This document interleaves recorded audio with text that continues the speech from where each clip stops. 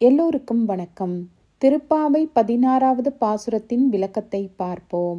திருப்பாவை 15வது பாசுரத்தில் தூங்கி எழுந்த தோழியோடு உரையாடி நோன்பிற்காக அழைத்த ஆண்டாள் இந்த 16வது பாசுரத்தில் ஆண்டாள் தன் தோழிகளை அழைத்து கொண்டு கோவிலுக்கு சென்று கோவில் காவலனை எழுப்புகிறாள்.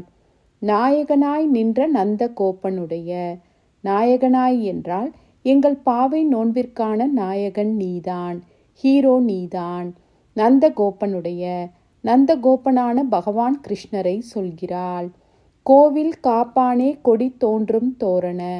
கோவில் காப்பானே என்றால் நந்தகோபனுடைய கோவிலின் காவலனே. கொடி தோன்றும் தோரண. கோவில் கொடி கம்பம் தோரணங்களால் அலங்கரிக்கப்பட்டு இருக்கிறது. வாயில் காப்பானே மணிக்கதவம் தாழ்த்திரவாய். வாயில் காப்பானே என்றால் தோரணங்களால் அலங்கரிக்கப்பட்ட வாயில் காவலனே. மணிக்கதவம் தாழ்த்திரவாய். கோவிலின் மணி பொருந்திய கதவை தாழை தர, லாக்கை தர என்கிறாள். ஆயர் சிறுமிய ரோமுக்கு அரைப்பறை. ஆயர் சிறுமிய ரோமுக்கு என்றால் ஆயர்பாடி சிறுமிகளான எங்களுக்கு என்ற அர்த்தம். அரைப்பறை. பறை என்றால் மோட்சம் அல்லது வைகுண்டம். அறை என்றால் இடம், மோட்சத்தில் ஒரு இடத்தை அல்லது அறையை. மாயன் மணிவண்ணன் நென்னலே வாய் நேர்ந்தான். பல மாய வேலைகள் செய்யும் மணிவண்ணனான பகவான் கிருஷ்ணர். நென்னலே என்றால் நேற்றே. வாய் நேர்ந்தான், வாக்கு அளித்து இருக்கிறார். வைகுண்டத்தில் ஒரு இடம் தருகிறேன் என்று வாக்களித்து இருக்கிறார். தூயோமாய் வந்தோம் துயிலெழ பாடுவான். பாவை நோன்பிற்காக நாங்கள் எங்கள் மனதை தூய்மையோடு காலை வேளையில் குளித்துவிட்டு தூய்மையாக வந்திருக்கிறோம். துயிலெழ பாடுவான்.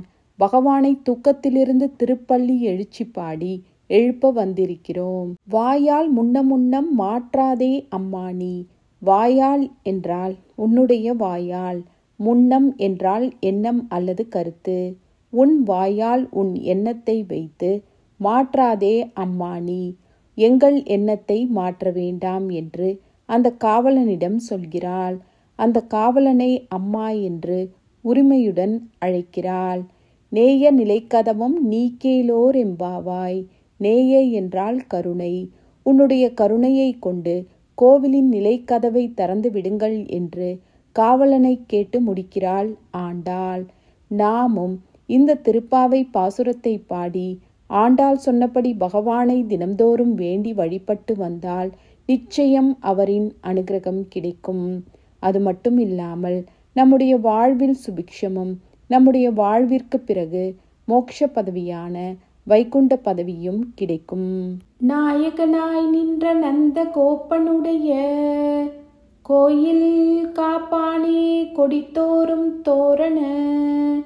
வாயில் காப்பானே மணிக்கதவம் தாழ்த்திரவாய். ஆயர் சிறுமிய ரோமுக்கு அரைப்பறை. மாயன் மணிவண்ணன் நென்னலே வாய் நேர்ந்தான். தூயோமாய் வந்தோம் துயிலெழப் பாடுவான். வாயால் முன்னம் மாற்றாதே அம்மா நீ. நேய நிலை கதவம் நீ கேலோர் எம்பாவாய்.